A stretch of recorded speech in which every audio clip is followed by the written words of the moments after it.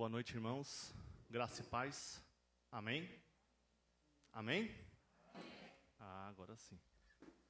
Então, queria que os irmãos abrissem Salmos 19:1, para a gente estar dando início ao nosso culto de adoração a Deus nessa noite.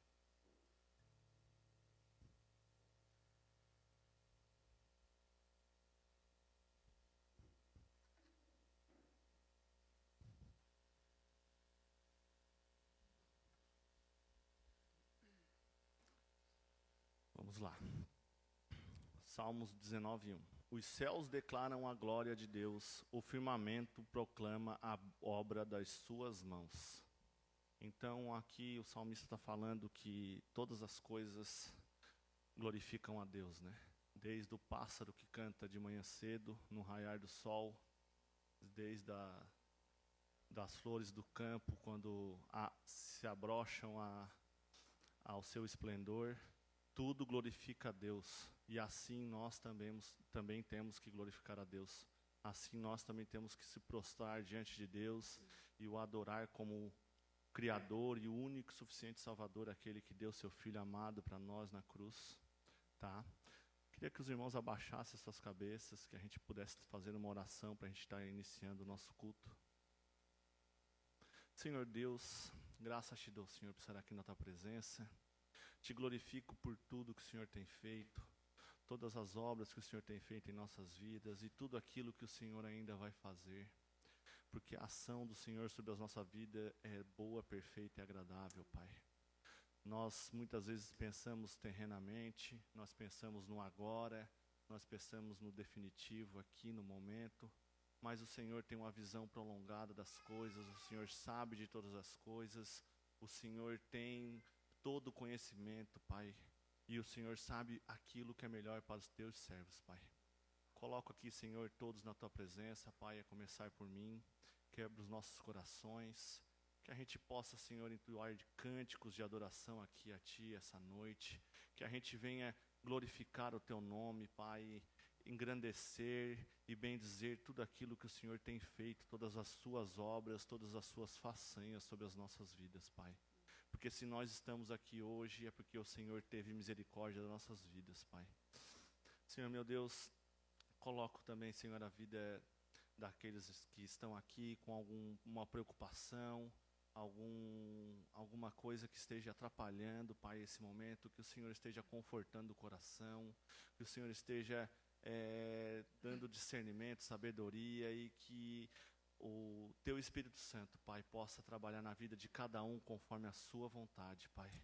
Que nós possamos se entregar agora a Ti, Senhor, para que a gente possa entrar na Tua presença com o coração quebrantado, Senhor, com o coração contrito, Pai, na Tua presença, Pai.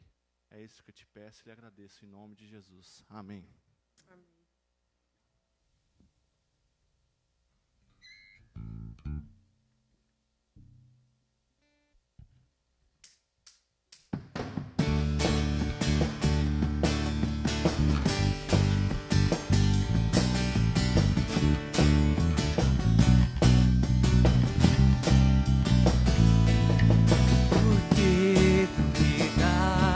Sobre as ondas do mar, quando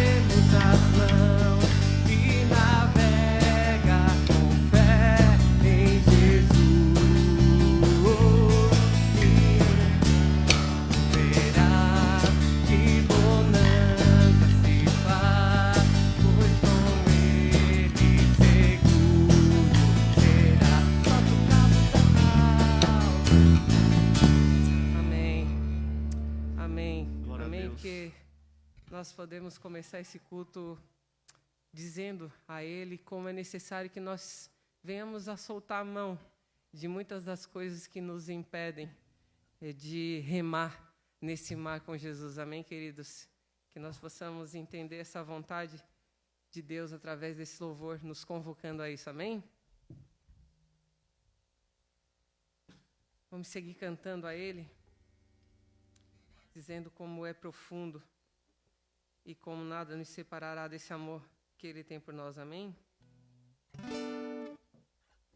Nesse momento, os irmãos que sentirem no coração, quiser estar trazendo a casa do Senhor, o tesouro, sinta-se à vontade. Aqueles também que estão na internet acompanhando, tem ali a conta bancária da igreja. Se quiser estar fazendo contribuindo com seus dízimos, com as ofertas, sintam-se à vontade.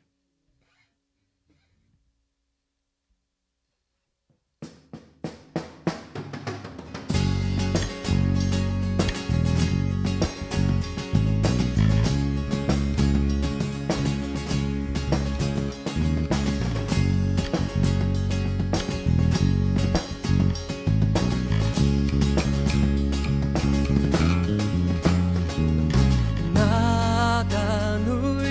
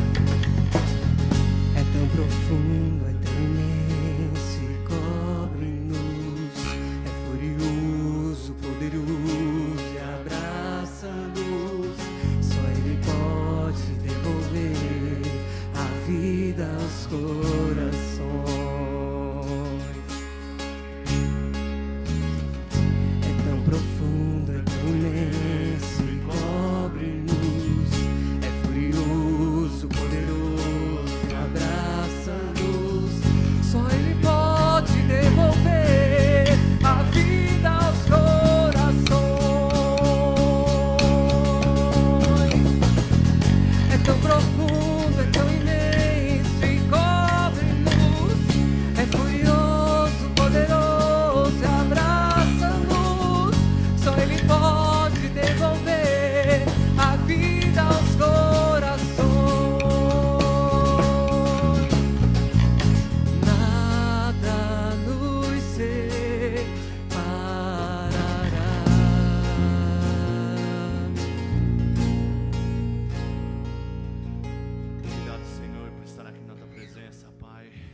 obrigado, Senhor, porque o Senhor tem nos usado, Pai, para estar na Tua casa, para glorificar e bendizer o Teu nome, Senhor. Nós não somos capazes de nada, tudo é honra e glória do Senhor.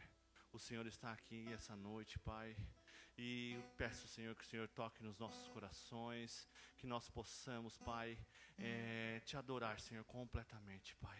Te agradeço pelos dízimos, pelas ofertas, Pai, tudo aquilo que o Senhor tem colocado no coração de cada um, Senhor. Usa-nos, Senhor, como instrumento em Suas mãos, Pai, para que a gente possa Te agradar, Pai, cada vez mais, Pai. Que nós não somos capazes disso, a gente precisa do Teu Espírito Santo, Pai, para que a gente possa, Senhor, entrar na Tua presença, Senhor, com o coração quebrantado, com o coração contrito, Senhor.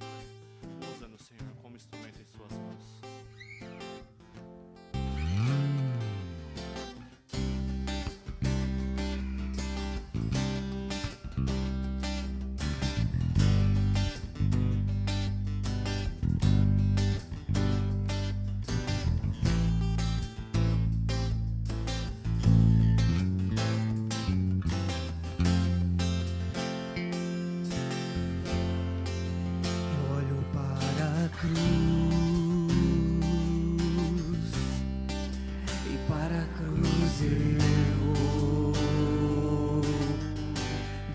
Sofrer, participar,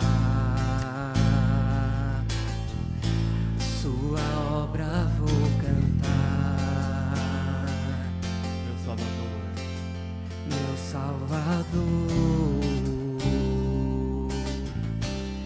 na cruz mostrou o amor do Pai.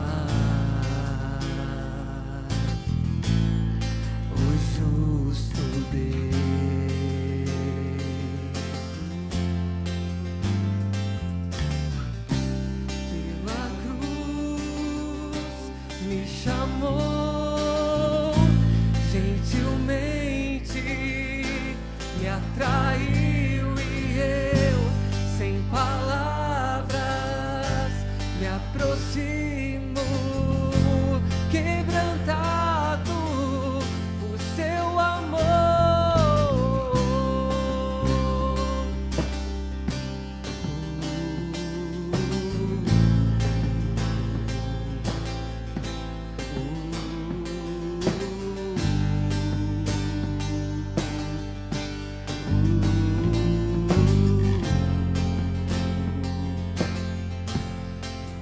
Merecida a vida,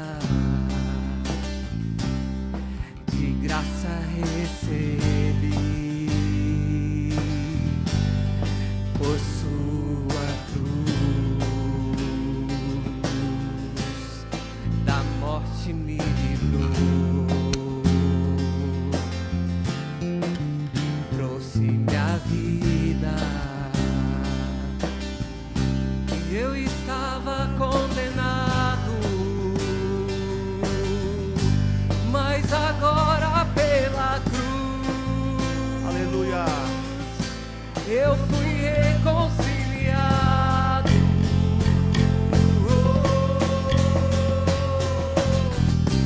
Pela cruz me chamou, gentilmente me atraiu e eu, sem palavras, me aproximo, quebrantado por Seu amor.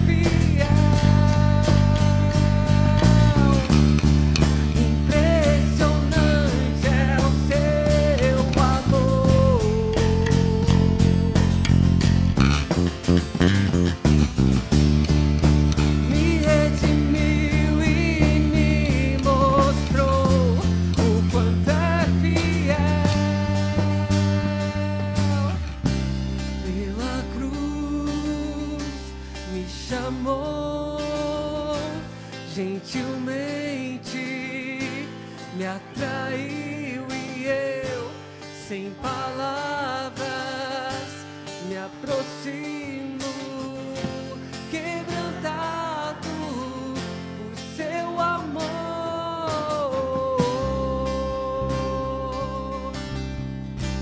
Senhor Deus, graças te dou, Senhor, por estar aqui na tua presença, Pai. Graças te dou, Senhor, porque tudo que o Senhor tem feito em nossas vidas, Pai, nós não somos merecedores de nada, tudo é para a tua honra e glória, Pai. Coloca aqui na tua presença, Senhor, na vida do pastor Alzenício, Pai, que vai estar trazendo a palavra, Senhor. Que o Senhor venha falar através do teu servo, Senhor, em nossas vidas, Pai. Que os nossos corações, os nossos ouvidos, os nossos entendimentos estejam aguçados, Pai, agora para escutar a tua voz, Senhor. Tudo aquilo que o Senhor tem para falar em nossos corações, tudo aquilo que o Senhor quer, Senhor, fazer na tua igreja. Amém.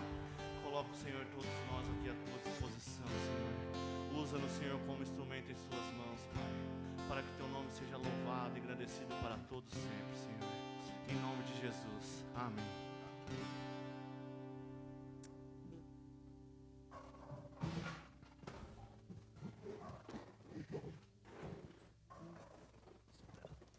Boa noite, graça a vós e paz da parte de Deus nosso Pai e do nosso Senhor Jesus Cristo, amém? Como é bom nós podermos estar reunidos esta noite para celebrar esse amor impressionante de Deus para com as suas criaturas perdidas. E esse amor está expresso, manifesto ou manifestado através da morte de Jesus Cristo, o seu Filho, que morreu na cruz. E nós estamos aqui por conta disso, por conta da graça de Deus. E isso não é pouco privilégio, isso é o que há de mais precioso. É o tesouro mais precioso que qualquer criatura humana pode ter. Pedro, a carta que nós estudamos algum tempo atrás, recentemente, um tempo recente, fala que nós não fomos comprados com um tipo de tesouro que perece, como prata, como ouro, qualquer um desses metais, mas nós fomos comprados pelo precioso sangue de Jesus, sangue como de um cordeiro puro e imaculado. Eu quero, antes de nós passarmos ao momento da palavra, eu quero dar alguns avisos, para você que está aqui, para aqueles que também nos acompanham pela internet, daquilo que nós pretendemos fazer durante essa semana.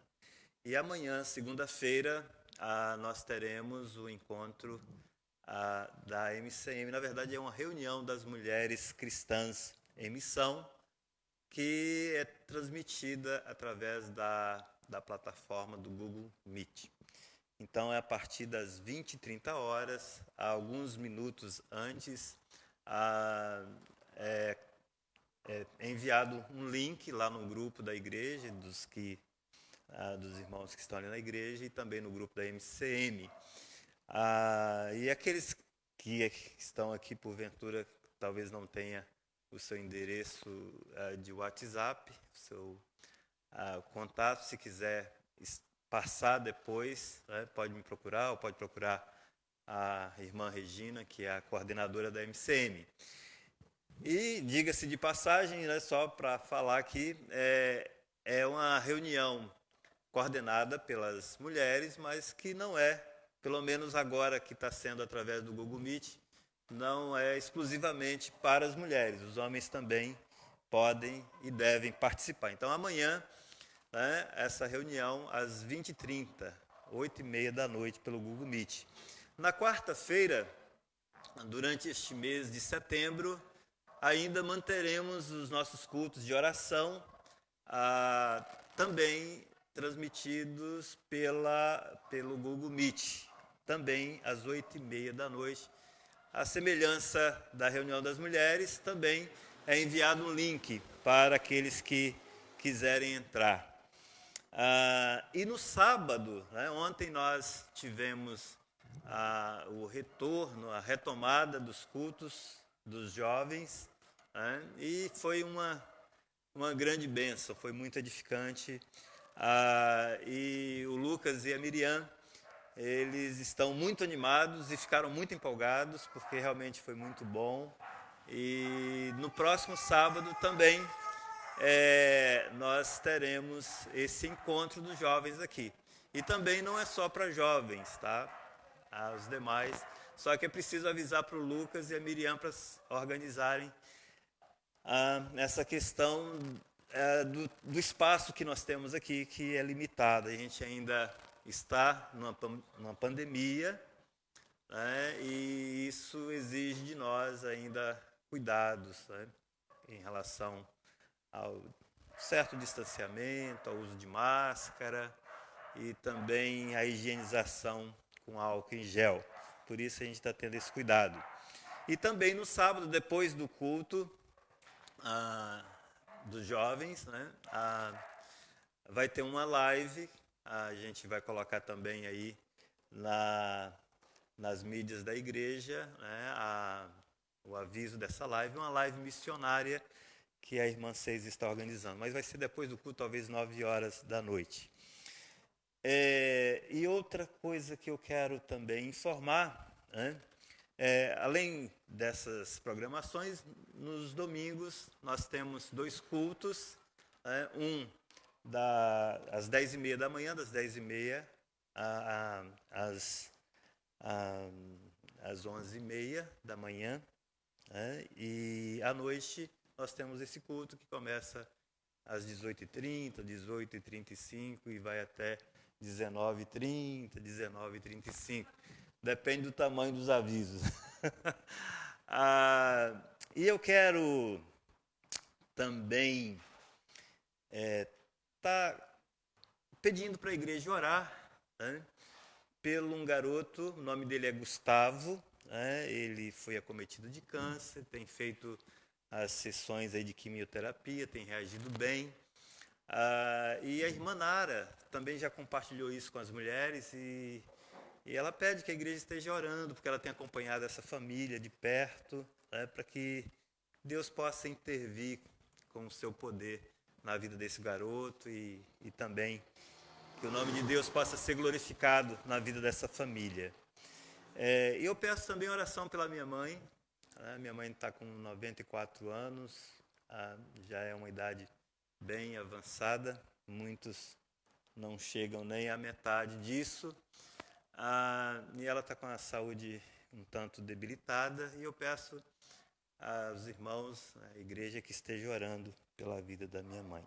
E possivelmente a gente estará fazendo uma visita para ela, ela mora lá em Montanha, no estado do Espírito Santo. Dito isso, então, eu quero convidar você a abrir a sua Bíblia lá no Evangelho de Marcos. Hoje nós iremos iniciar uma série de estudos, de mensagens expositivas no livro ou no Evangelho de Marcos. Nós tivemos aí algum tempo pedindo algumas sugestões dos irmãos e muitos deram a sua sugestão e depois nós fizemos digamos assim, um sorteio e a sorte caiu em Marcos, no Evangelho de Marcos, né? E como alguém certa ocasião disse, né, que Deus ele não joga dados, né? Eu creio que Deus ele quer que nós, durante esses domingos que se seguirão, nós estejamos, digamos assim, trilhando, caminhando, fazendo um passeio através do Evangelho de Marcos. E isso é muito... Eu particularmente acredito nessa direção de Deus e vejo nisso também uma providência de Deus, que nós estejamos estudando esse evangelho, porque a gente está vivendo um momento muito nebuloso no que diz respeito ao nosso contexto cristão evangélico, né? Nosso contexto brasileiro, principalmente, que é o nosso contexto, onde tem surgido pessoas que se autodenominam cristãos ou seguidoras de Jesus, grupos pseudo-cristãos, que têm criado caricaturas a respeito de Jesus. Tem pregado um Jesus que não é o Jesus revelado nas Escrituras, não é o Jesus revelado nos Evangelhos. Então eu creio que é bastante oportuno, propício a esse estudo. E acredito que será muito edificante para todos nós. Então, quero convidar você a ler junto comigo, acompanhar a leitura aí na sua Bíblia, o texto do Evangelho de Marcos, do capítulo 1, no capítulo 1, do versículo 1 até o versículo 8. Eu vou fazer a leitura aqui na minha Bíblia, eu uso a versão Almeida do século 21, e você pode acompanhar a leitura na sua Bíblia, na versão que você tem em mãos. Sentados mesmo, como vocês estão, vou fazer aqui a leitura e diz assim o texto, Marcos, capítulo 1, do versículo 1 ao 8. Diz assim: princípio do Evangelho de Jesus Cristo, Filho de Deus, conforme está escrito no profeta Isaías. Estou enviando à tua frente meu mensageiro que preparará teu caminho. Voz do que clama no deserto, preparai o caminho do Senhor, endireitai suas veredas. Assim apareceu João Batista no deserto, pregando o batismo de arrependimento para perdão dos pecados. Toda a terra da Judéia e todos os moradores de Jerusalém dirigiam-se a ele e eram batizados por ele no Rio Jordão, confessando seus pecados. João usava roupas de pelos de camelo e um cinto de couro. Comia gafanhotos e mel silvestre. E pregava dizendo: depois de mim vem aquele que é mais poderoso do que eu, de quem não sou digno de, inclinando-me, desatar as correias das sandálias. Eu vos batizo com água, ele, porém, vos batizará com o Espírito Santo. Vamos orar. Pai, em nome de Jesus, nós, nesta hora, queremos pedir, ó Deus, suplicar a ajuda do Teu Espírito, ó Deus. Porque nós reconhecemos, Senhor, que não teremos êxito algum na compreensão da Tua palavra, no entendimento do texto sagrado, se o Teu Espírito mesmo, Deus, que é o autor, o inspirador daqueles que registraram a revelação do Senhor, não nos fizer entender, não nos abrir o entendimento. Por isso, nós pedimos ao Senhor nesta hora que capacite, ó Deus, a Tua igreja a compreender o texto, que o Senhor abra os ouvidos espirituais, os olhos espirituais, tal qual o salmista orou. Deus, nós oramos e pedimos ao Senhor para que o Senhor incline, ó Deus, o nosso coração à palavra do Senhor e não à cobiça, ó Deus. Nós pedimos, ó Deus, tal como o salmista pediu, que o Senhor abra os nossos olhos para que nós possamos contemplar as maravilhas da tua lei. E quanto a mim, ó Deus, eu peço ao Senhor que as palavras da minha boca, ó Deus, e o meditar do meu coração sejam agradáveis a ti, ó Deus, Rei meu e Senhor meu. Em nome de Jesus. Amém. Alguns detalhes e algumas informações para que a gente tenha uma compreensão do texto e uma interpretação mais equilibrada do texto são necessárias para a gente iniciar o nosso estudo. E, embora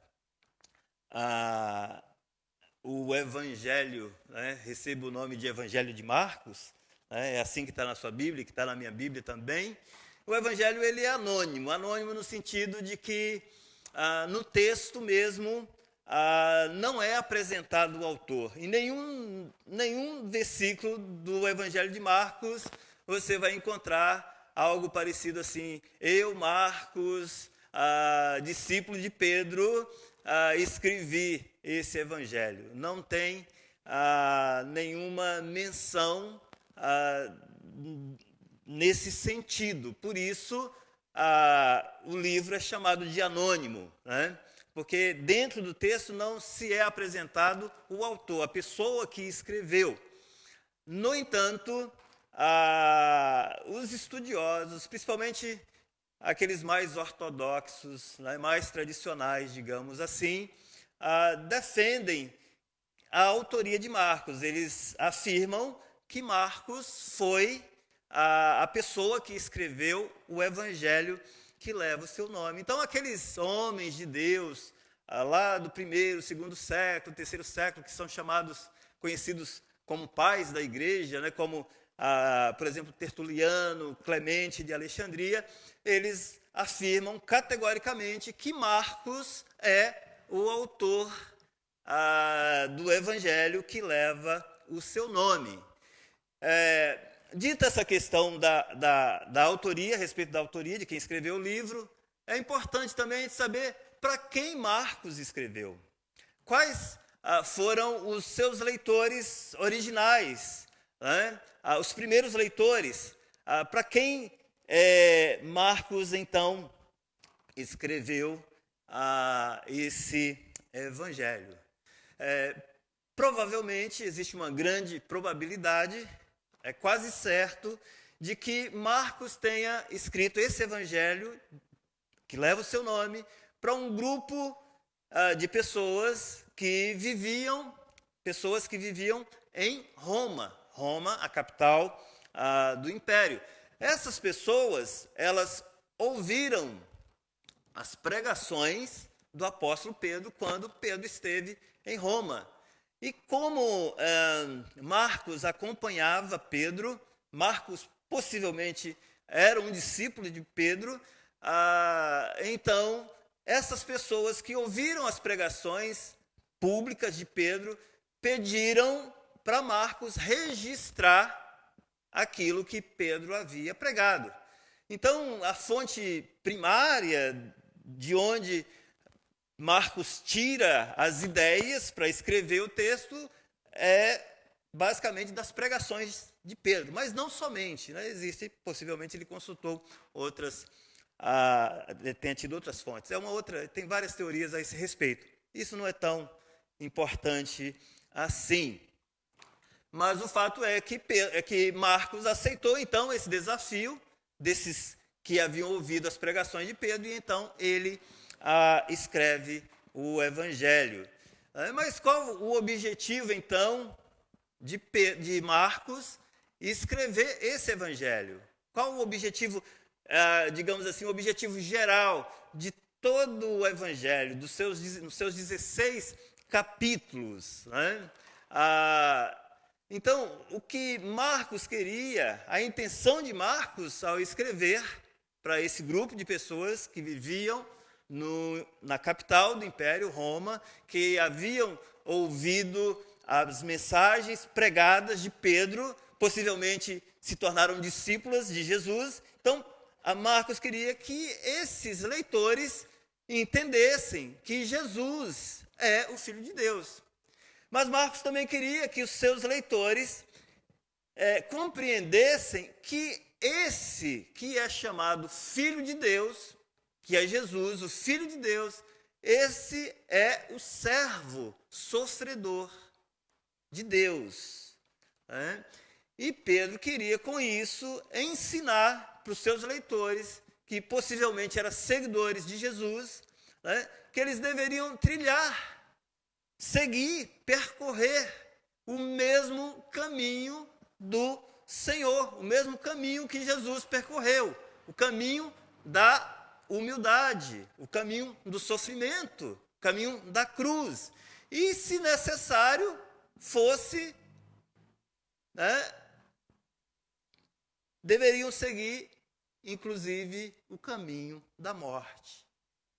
Então percebam que a mensagem do Evangelho, a intenção do autor, não é uma abordagem como muitas vezes é feita pelos pregadores modernos. É uma mensagem dura, desafiadora, um chamado para seguir Jesus, um chamado para um discipulado radical, onde, se fosse necessário, deveria o discípulo dar sua vida, morrer por Jesus.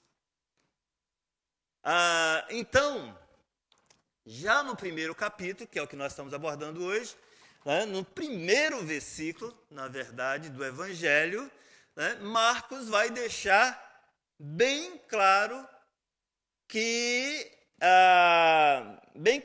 para os seus leitores de que Jesus é o Filho de Deus. Marcos quer que ele inicie o Evangelho, Marcos quer falar de uma maneira tão clara que eles entendam que Jesus é o Filho de Deus. Ele quer ensinar para os seus leitores quem é Jesus. E quem é Jesus que Marcos apresenta? É isso que a gente vai estar tentando discorrer no tempo que a gente tem aqui. Quem é esse Jesus que Marcos apresenta, que Marcos descreve, que Marcos, vamos dizer assim, pinta aqui no seu Evangelho? Ele diz no versículo 1, princípio do Evangelho de Jesus Cristo, Filho de Deus. Esse Jesus que Marcos apresenta, ele é o princípio, ele é o meio e ele é o fim de todas as coisas e do Evangelho. E por que que ele é o princípio, o meio e o fim? Porque ele é o Filho de Deus. E essa palavra evangelho, princípio do Evangelho, essa palavra evangelho ela é muito interessante. Logo no começo, essa palavra significava a recompensa ou o pagamento pela transmissão de um comunicado político ou a transmissão de uma vitória militar.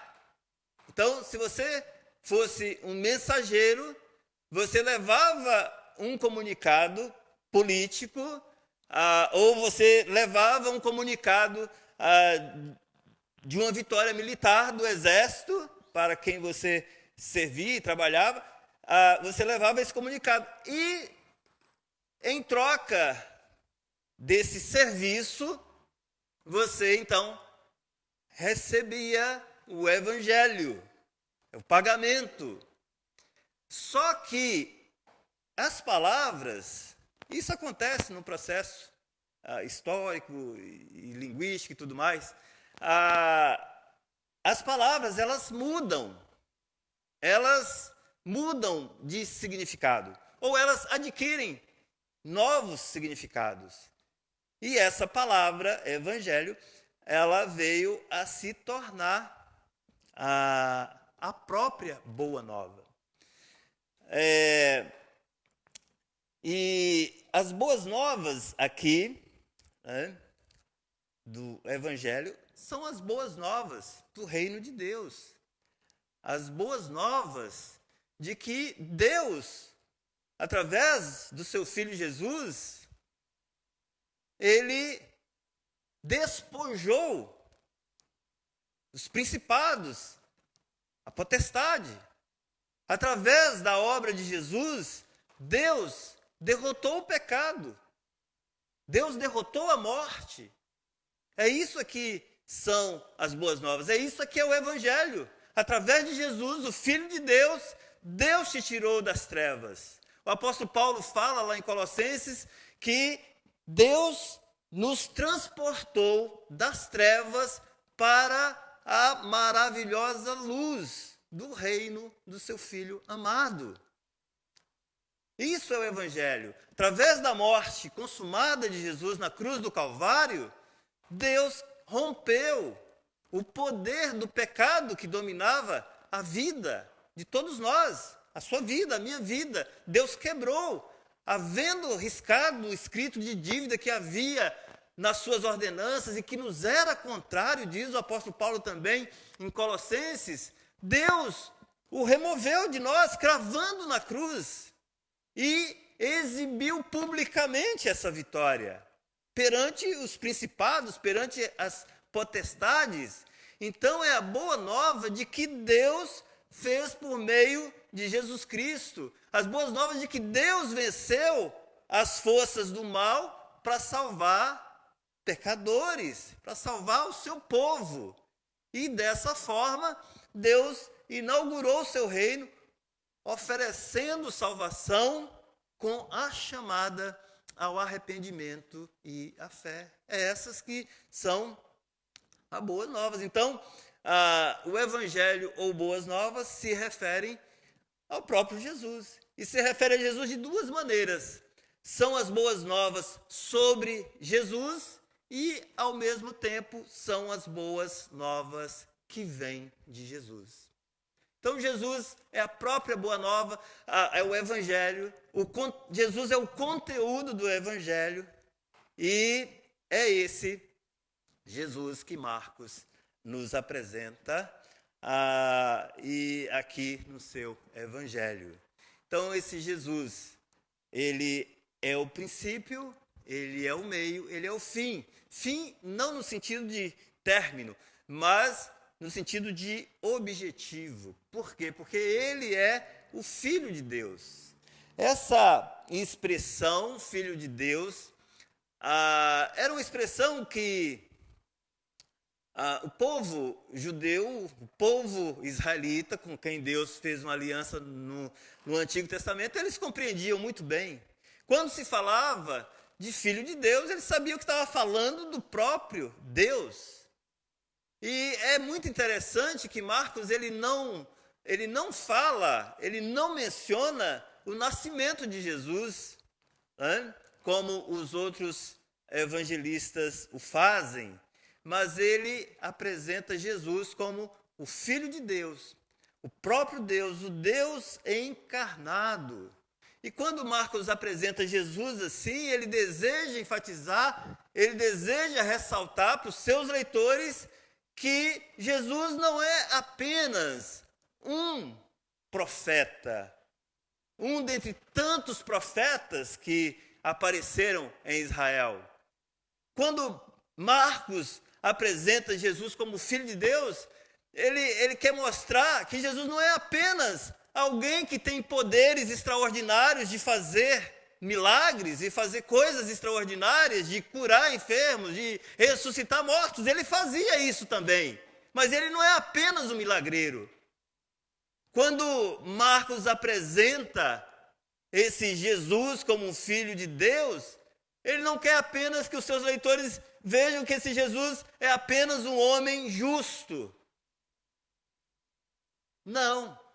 Marcos quer que seus leitores percebam que somente olhando para o Filho de Deus é que eles têm oportunidade de conhecer a Deus, o Pai.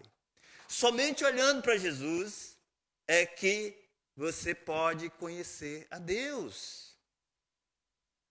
Essas palavras, o próprio Jesus reiterou quando ele diz lá em João 14,6, eu sou o caminho, a verdade e a vida. ninguém vem ao Pai, senão por mim. É através de Jesus que nós conhecemos a Deus, nós conhecemos a natureza de Deus, nós conhecemos as ações de Deus, nós conhecemos os propósitos de Deus para a nossa vida. A parte de Jesus nós não conhecemos a Deus, e é por isso que nós precisamos rechaçar veementemente qualquer pessoa que negue que Jesus é Deus. Nós devemos rechaçar qualquer grupo que se autodenomina cristão, mas que nega a divindade de Jesus. Então, é porque é só através de Jesus que nós podemos conhecer o Pai. Esse Jesus que Marcos apresenta, além dele ser o princípio do Evangelho, além dele ser o Filho de Deus, né? Esse é o Jesus que foi profetizado pelos profetas. Todo o Antigo Testamento fala a respeito de Jesus.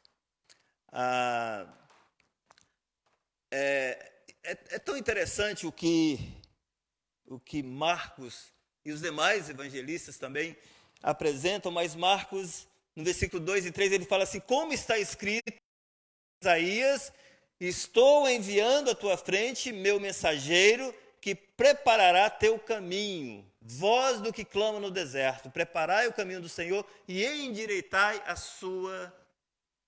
suas veredas. Marcos, ele poderia começar contando a respeito da queda. Marcos poderia começar com Gênesis 3,15, né, onde há uma sentença de Deus sobre a serpente, onde Deus diz: porém inimizade entre ti e a mulher, entre o teu descendente e o descendente dela. Marcos poderia começar a dar um embasamento escriturístico, dar um embasamento histórico, porque esse evento da queda aconteceu no tempo e no espaço, não é uma narrativa mítica, é um evento que de fato aconteceu. Adão e Eva foram personagens, homens e mulheres que existiram de carne e osso na história, e o evento da queda aconteceu. E Marcos poderia usar esse relato de Gênesis para dar o fundamento, para dar o embasamento histórico a respeito de Jesus. E a revelação que Deus traz de si, isso é muito interessante, a nós, ela se dá na história, ela se dá aqui na terra. Isso vai, inclusive, na contramão, é diferente do que outras religiões propõem. Propõem uma espécie de revelação que está num outro mundo, que está fora dessa realidade. Mas Deus se revela aqui. Foi aqui que Jesus colocou os pés, foi aqui nessa terra onde nós habitamos que Deus colocou os seus pés através do seu Filho Jesus Cristo. O manifestar-se de Deus não acontece no mundo etéreo, no mundo cinzento, no mundo obscuro, no mundo torvo. É claro que não estou aqui com isso querendo negar que há uma realidade material, física, e há uma realidade sobrenatural, uma realidade espiritual. Mas o que eu quero que nós entendamos é que o Evangelho, e o apóstolo Paulo fala disso lá em Romanos 1,16, ele fala: porque não me envergonho do Evangelho, pois o Evangelho é o poder de Deus para a salvação de todo aquele que crê, primeiro do judeu e depois do grego. O Evangelho é poder de Deus para a salvação individual? Sim. O Evangelho é o poder de Deus para a salvação do seu povo? Sim. Mas o Evangelho é o poder de Deus para redimir esse mundo da queda, do pecado. A Bíblia fala que a terra, a criação de Deus, ela geme como alguém que está com dores de parto, aguardando a redenção dos filhos de Deus, para que ela também seja redimida desse cativeiro. Então, o pecado, ele perverteu, ele maculou, ele manchou a criação de Deus, a criatura de Deus. Mas a obra que Jesus realizou na cruz do Calvário também vem para redimir a criação. Então, é claro que Cristo, a obra de Cristo é poder para a salvação do indivíduo individualmente. Mas não é apenas, né? Não é apenas isso. O poder do Evangelho é para salvar, para redimir a criação inanimada de Deus também. É o poder da cruz, da obra que Jesus consumou na cruz, que vai restaurar a criação de Deus da queda, dessa feiura que o pecado trouxe. Né? Por isso que esse pensamento escapista, né, de você, bom, eu creio em Jesus e eu já quero ir logo para a glória. É claro que a gente deve almejar, a gente deve desejar, orar, Maranata, vem Senhor Jesus. É claro que a gente deseja logo a consumação dos séculos, a consumação da obra de Cristo, a implementação, a implantação do reino com toda a sua pujança. Mas nós não podemos pensar somente de forma escapista, fugindo. É claro que nós desejamos novo céu, nova terra, nós desejamos um lugar onde não há mais morte, onde não há mais choro, onde não há mais dor, essas coisas vão ficar para trás. Nós almejamos isso, sim, a consumação de todas as coisas. Mas enquanto a consumação não chega, nós temos uma missão. Nós temos uma missão aqui. Nós devemos ser agentes nas mãos do Senhor e testemunhar do Senhor. E assim, fazer uma transformação, produzir uma transformação. Aliás, Deus produzindo uma transformação através das nossas vidas. Transformação na família, transformação nas artes, transformação na música, na política, em todos os setores. Onde você é crente, você tem que exalar o bom perfume de Cristo. A influência do Evangelho tem que modificar aquela estrutura. É isso que a gente precisa entender. E não simplesmente ter uma visão reduzida, que foi salva por Cristo e estou aqui aguardando somente a hora da partida porque eu vou estar na presença do Senhor e isso aqui que se dane. Não fomos chamados para isso. Agostinho, ele afirmou o seguinte, abre aspas, todo bem procede de Deus. Não há de fato nenhuma realidade que não procede de Deus. Fecha aspas. E a palavra de Deus lá em Salmo 24 diz que do Senhor é a terra e a sua plenitude, todas as coisas que nela existem. Tiago fala que toda boa dádiva, todo dom perfeito vem do Pai das luzes, em quem não há mudança e nem variação. Tudo é de Deus. Tudo é de Deus, mas o pecado, a queda, maculou. Mas a obra de Cristo, o Evangelho também tem poder para mudar essas estruturas. Então, nós precisamos entender isso. Mas, como eu disse, Marcos, ele poderia começar a dar um embasamento histórico, um fundamento histórico, para mostrar que o Evangelho não é uma coisa, ou a obra de Deus, a própria revelação de Deus não é uma coisa que está fora dessa realidade, não. Ele poderia começar com Gênesis, mas ele preferiu citar Isaías. E ele também faz uma citação de Malaquias. A primeira passagem, na verdade, que ele cita para dar o fundamento histórico, porque se não tivesse um fundamento histórico, parece que Jesus ele teria chegado num vácuo. Ninguém compreenderia, a gente não compreenderia. Mesmo as pessoas que não conhecem bem as Escrituras, que não têm intimidade com o texto do Antigo Testamento, se não houver uma compreensão das Escrituras lá do Antigo Testamento, ninguém compreenderia a chegada de Jesus. Não entenderíamos o porquê Deus enviou Jesus. Não entenderíamos porque Jesus morreu na cruz. Então, Marcos ele dá um fundamento escriturístico, digamos assim. Ele dá um fundamento.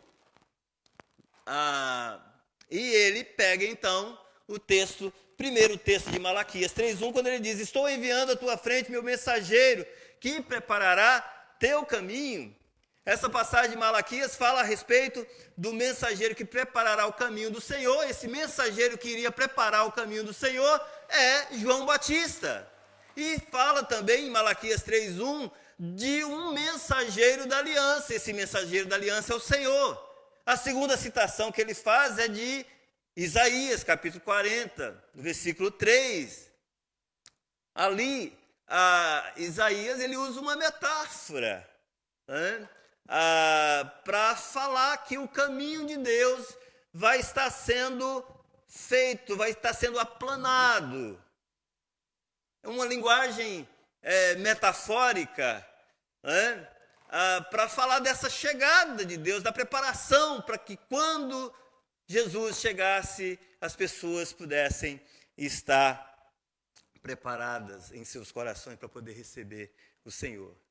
Então, Malaquias, e era costume dos escritores do Novo Testamento e de outros escritores lá do primeiro século, de pegar 2 ou 3 citações e fazer uma mesclagem. É o que Marcos faz aqui nesse texto. Mas o que Marcos realmente pretende ao unir essas duas passagens do Antigo Testamento é despertar os seus leitores, especialmente os judeus, aí nesse caso são os judeus, porque havia uma expectativa de todo Israel a respeito da vinda do Cristo, do Jesus mencionado e profetizado no Antigo Testamento. Havia uma expectativa do dia do Senhor, quando Deus viria intervir na história. Às vezes uma expectativa não tanto realista conforme as Escrituras, mas havia essa expectativa. Então, os leitores aguardavam, os judeus esperavam isso, esse momento que Deus estaria para agir na história da redenção. Como nós agora, nós não esperamos mais um Salvador. Nós não esperamos mais que um Jesus nasça, mais um Messias, mas nós esperamos o retorno de Cristo, quando Ele virá e Ele vai colocar todas as coisas em ordem. Nós aguardamos isso. Mas, quando Marcos ele junta esses dois textos, Marcos estava querendo despertar os seus leitores, então, que Deus estava agindo. Deus iria agir na história do seu povo, a semelhança daquilo que Deus fez quando libertou Israel do Egito. Essa passagem de Malaquias 3:1 faz uma menção ao Êxodo, faz uma menção a uma promessa que Deus fez para o seu povo de conduzir o povo pelo deserto até chegar na terra prometida. Então, o Evangelho mostra, digamos assim, chamando esse povo que havia esperado longo tempo, para um novo êxodo, para um movimento um tanto, digamos, diferente. E é aí que João Batista entra como precursor. É aí que João Batista entra como aquele que vai adiante do Senhor. como aquele que vai abrir o caminho, como aquele que vai aplanar o caminho para que as pessoas recebam o Jesus que foi prometido, que foi profetizado lá no Antigo Testamento. E esse Jesus, ele foi anunciado por seu mensageiro, conforme as Escrituras.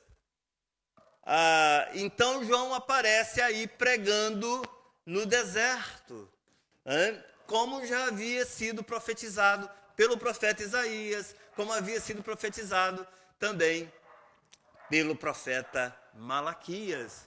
E o deserto é uma expressão que está muito vívida na mente do povo de Israel, do povo judeu. Eles viveram a experiência lá no deserto. Eles viveram 40 anos no deserto. Eles foram tentados, eles foram provados.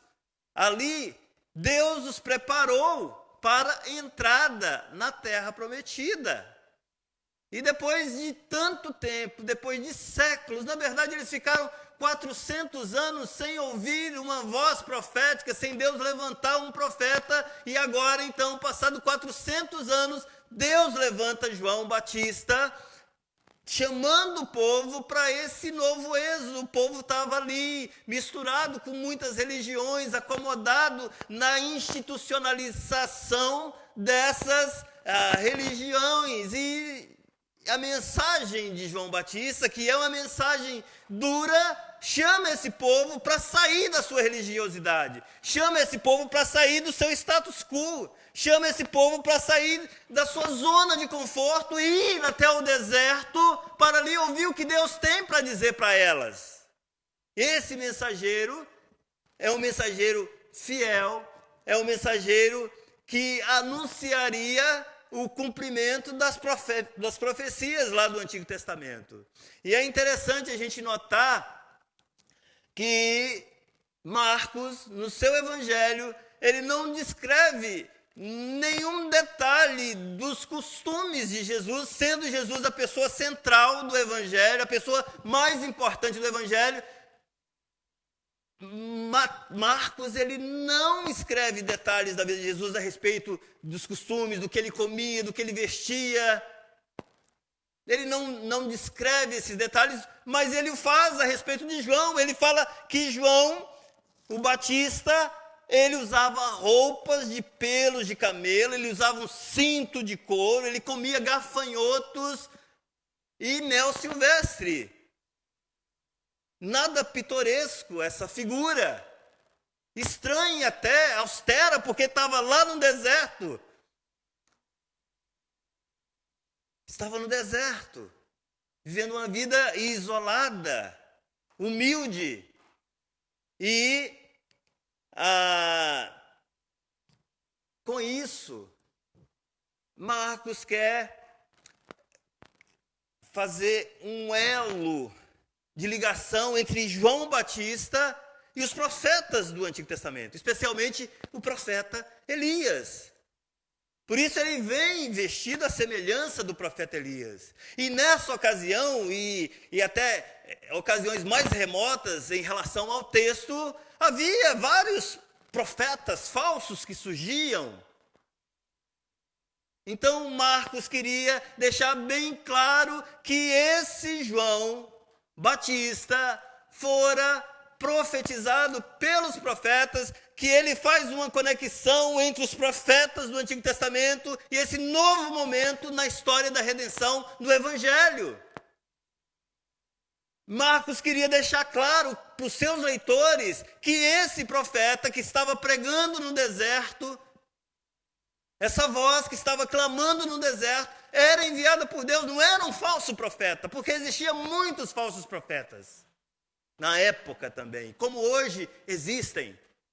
E nós precisamos tomar muito cuidado com os falsos profetas, porque tão facilmente nós somos enganados, nós somos ludibriados, nós somos engodados por qualquer tipo de mensagem quando nós não conhecemos as Escrituras Sagradas. Quantas pessoas nós já olhamos e falamos, esse é o cara, essa é a pessoa, e passado pouco tempo a gente vai ver que aquele não era a pessoa que a gente pensava que era. E isso acontece muito no meio cristão evangélico. Hoje o evangelho é envergonhado. É jogado na lama o nome de Cristo por falsos profetas, por falsos crentes, por falsos pastores.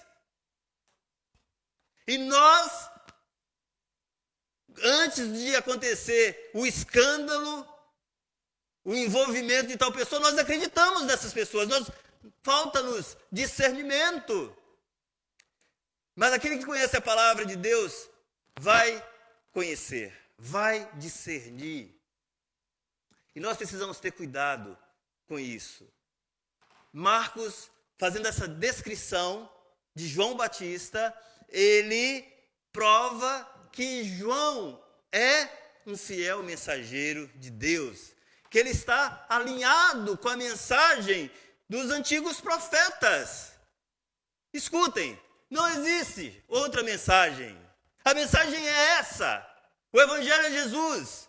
Ele é a origem. Ele é o começo, ele é o meio, ele é o fim. Ele é o evangelho, ele é o conteúdo do evangelho. O apóstolo Paulo fala lá em Gálatas, para os crentes de Gálatas, para não crerem em outra mensagem, mesmo que um anjo do céu desse diga que trouxe uma mensagem, um evangelho diferente, não creiam nesse evangelho. Paulo fala em Gálatas 1, 8, 9 e 10, que esses são anátemas, esse evangelho é anátema. As pessoas que pregam esse evangelho é anátema. As pessoas que seguem esse evangelho dos falsos pecadores são anátemas. Você sabe o que é anátema? É algo consagrado, separado para destruição. Não pense que ficará incólume aqueles que pregam falso evangelho. Não pense que ficarão incólumes aqueles que seguem falsos pregadores. Uma lida na carta de Judas, uma lida na segunda carta de Pedro vai mostrar o que está reservado para essa gente. Então, cuidemos, sejamos zelosos no estudo da palavra. Procuremos conhecer o Senhor através da sua palavra. Esse mensageiro aqui, chamado João Batista, o precursor, ele foi um mensageiro fiel. Porque ele está falando de um Jesus. Esse Jesus que Marcos apresenta aqui, ele é maior do que o mensageiro, do que qualquer mensageiro. Versículos 7 e 8 diz assim: e pregava dizendo, depois de mim vem aquele que é mais poderoso do que eu, de quem não sou digno de, inclinando-me, desatar as correias das sandálias. João reconhece que Jesus está acima dele, em dignidade. João reconhece a distância que há entre ele e aquele a respeito de quem ele prega. Antigamente, os discípulos que seguiam os seus mestres, eles serviam os seus mestres como um escravo serve ao seu senhor. Mas eles não faziam uma coisa apenas, que era desatar, desamarrar as sandálias do seu mestre. E João aqui está dizendo que aquele que vem depois de mim é maior do que eu. E eu não sou digno nem de desamarrar as sandálias dos seus pés. Percebam como João exalta a figura de Jesus, a pessoa de Jesus. Ambos são servos de Deus no plano de redenção. O próprio João reconhece que Jesus é maior em poder e dignidade. E Jesus, ele dá testemunho a respeito de João, que dentre os nascidos de mulher, nenhum homem foi tão grande tão importante quanto o próprio João. Só que João sabe que Jesus é de uma outra ordem, de uma outra grandeza diferente. Por isso ele se acha indigno de desatar as correias da sua sandália. João, ele exalta o ministério de Jesus. João, ele prega o batismo do arrependimento para perdão dos pecados. E as pessoas ouviram a mensagem de João. As pessoas, apesar de ser dura, as pessoas saíam, diz o texto, da Judéia, dos arredores de Jerusalém, e se dirigiam até João. E João chamava essas pessoas ao arrependimento. Arrependimento é mudança de atitude, é mudança do coração e da mente. A palavra é metanoia. Pessoas que se arrependem de verdade, elas não fogem da realidade dos seus pecados, da sua condição de pecador. Pessoas que se arrependem de verdade, elas não procuram desculpas e justificativas para os seus pecados. É por isso que arrependimento verdadeiro, ele vem acompanhado de confissão. Quando a pessoa diz: eu errei, eu pequei, Senhor. Eu pequei contra os céus e a terra, não sou digno de ser chamado filho do Senhor. Foi isso que o filho pródigo entendeu quando ele estava na lama, quando ele estava no lixo, quando ele estava comendo a lavagem de porcos. Pequei contra os céus, pequei contra o Senhor, pequei contra o juiz de toda a terra, não sou digno de ser chamado de filho do Senhor. Me recebe como um dos teus servos.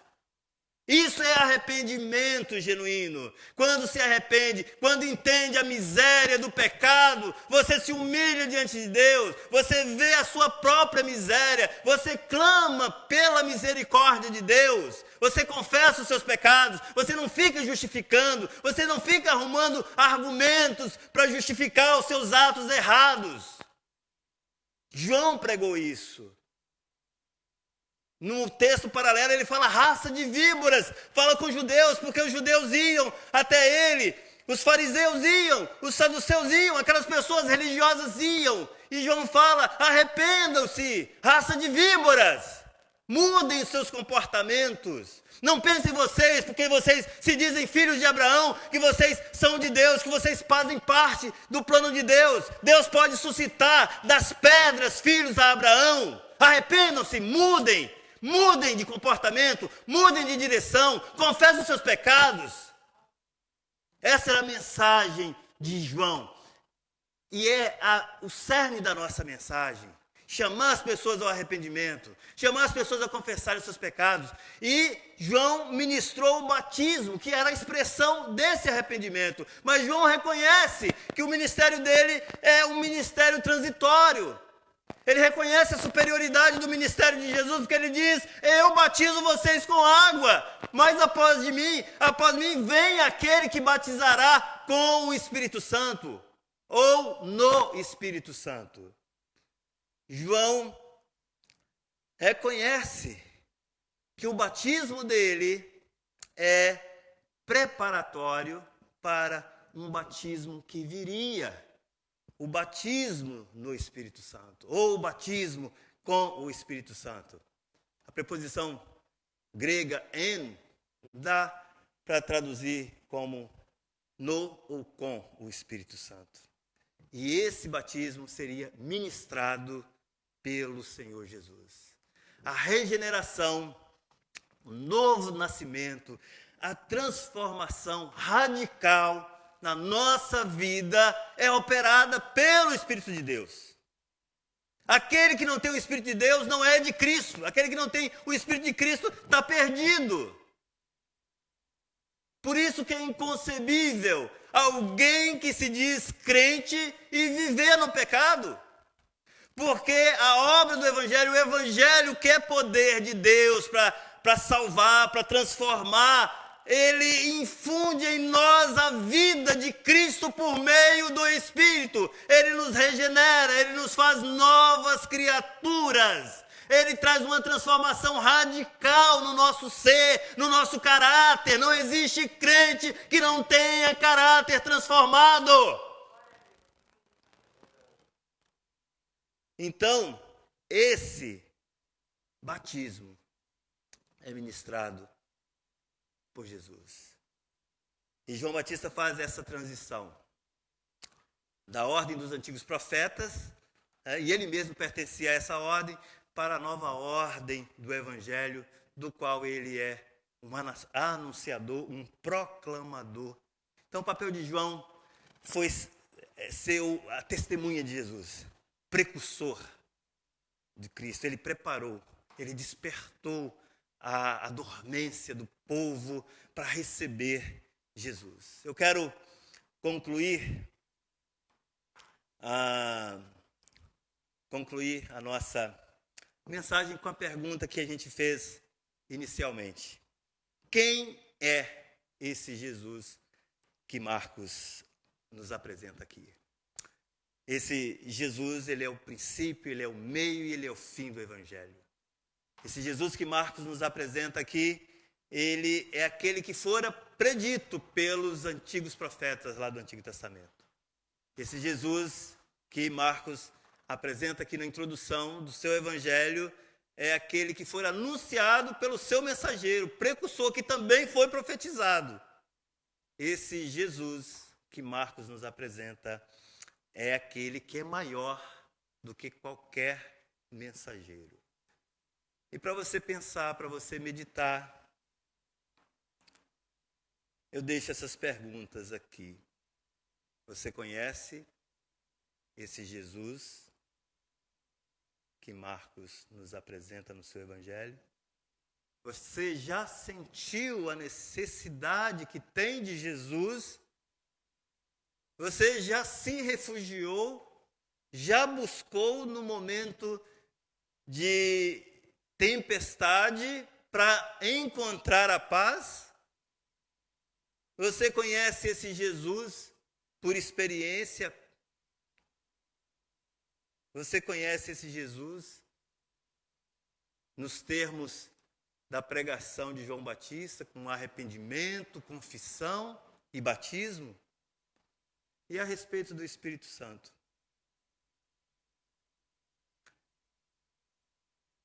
O Espírito Santo já operou alguma coisa na sua vida, alguma transformação, alguma obra no seu coração? Ele já transformou o seu caráter? O Espírito Santo já tornou você participante da natureza divina? Medite. Pense nessas questões. E entenda que a vida e a morte depende das respostas que você der a essas questões. Eu quero encerrar, mas eu quero convidar o grupo de louvor, o Jorge, o Flávio, para a gente encerrar esse culto cantando aquela canção que diz: quando eu olho para a cruz e para a cruz eu vou, se eu poder participar.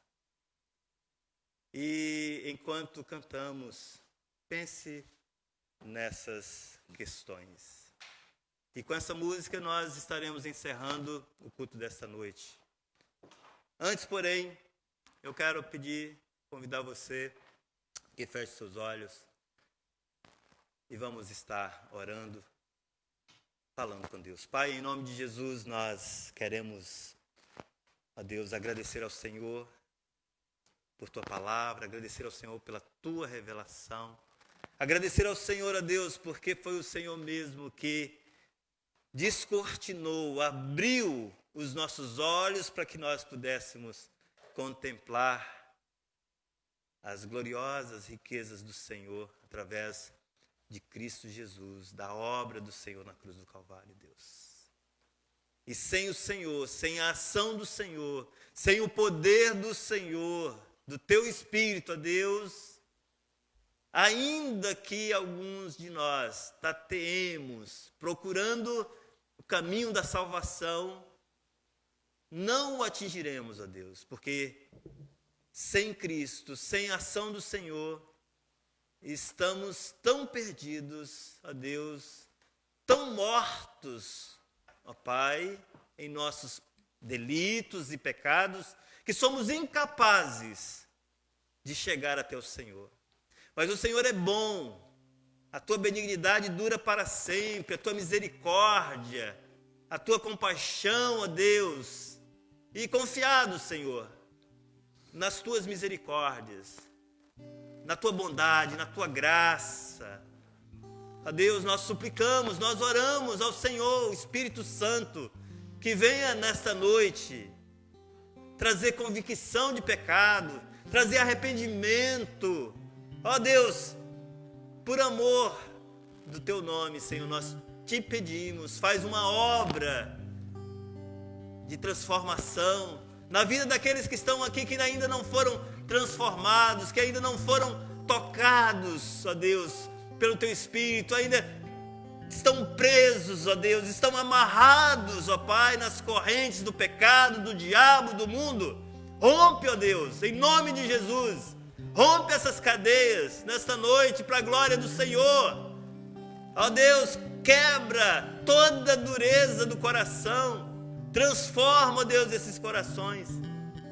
Deus, nós te pedimos, Pai, não é porque sejamos ou pensemos que somos merecedores, mas é porque o Senhor é bom, é porque o Senhor é misericordioso, porque há no Senhor um maior desejo de nos abençoar do que de nós mesmos, ó Deus, de sermos abençoados pelo Senhor. Há um desejo no Senhor maior de nos salvar do que nós, pecadores, de sermos salvos pelo Senhor, de tão entranhados, de tão amarrados, ó Deus, que estamos no pecado. Deus, por favor, em nome de Jesus nós te suplicamos, traz libertação, traz salvação para o teu povo. E que o nome do Senhor, o nome de Jesus, e somente o nome de Jesus, seja exaltado, seja glorificado, seja louvado, seja adorado hoje e para todo sempre. Amém e amém.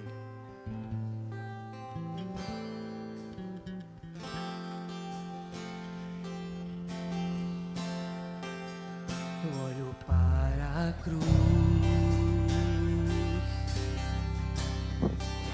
e para a cruz eu vou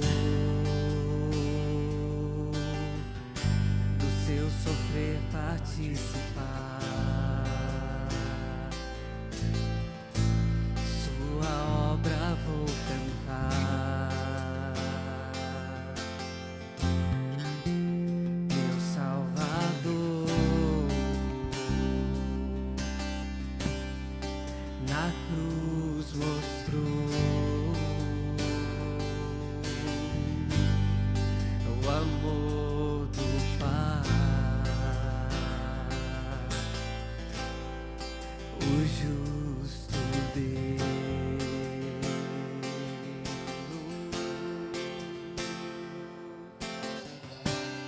Pela cruz me chamou gentilmente, me atraiu e eu, sem palavras, me aproximo, quebrantado por seu amor.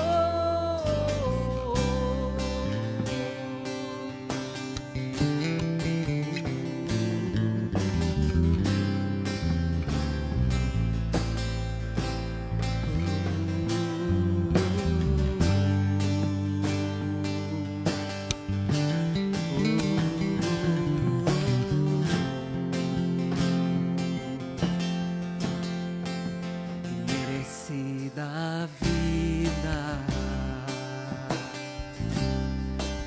de graça recebi,